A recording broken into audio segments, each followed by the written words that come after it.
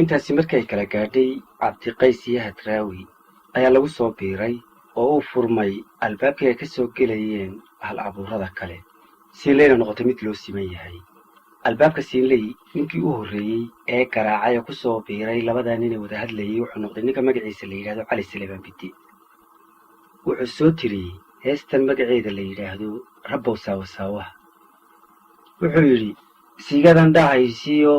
sanqadhaha baxaayiyo heesta siinka joogtiyo buuqiyo sawaxannada inay sannadu caan tahay 3 iyo 7 si fafaalaheedaba saari waaye aniguye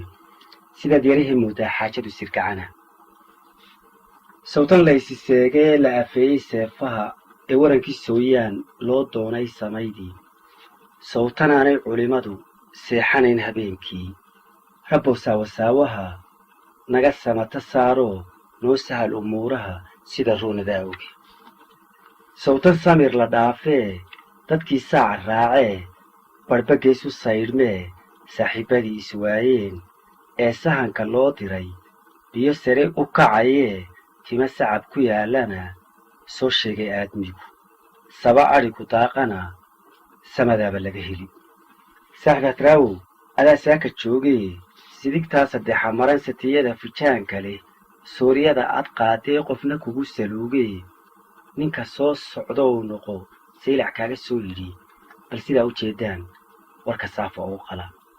ma jacaylku saaqoo cabdi kugu safaadaa masiiraan la dhaadayn oon cidi sarrifinayo war kaluu ku siiyaa xaalku waa maqaar saar. arrintaad sawaabteen dadku miyuu u siman yahay ma sabool dantiisbaa bal sifee xogtiinnaas sarar loogu riday ciid siin ma moodo doqontuye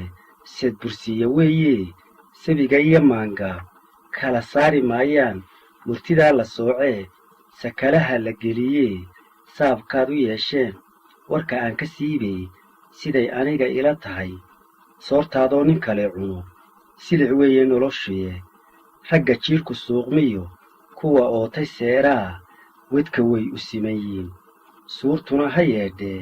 saxarloo mid kale qabo saba lagu nagaadiyo gacansaar ma joogtee saa dambe maxay noqon dhaaxaynu samirree.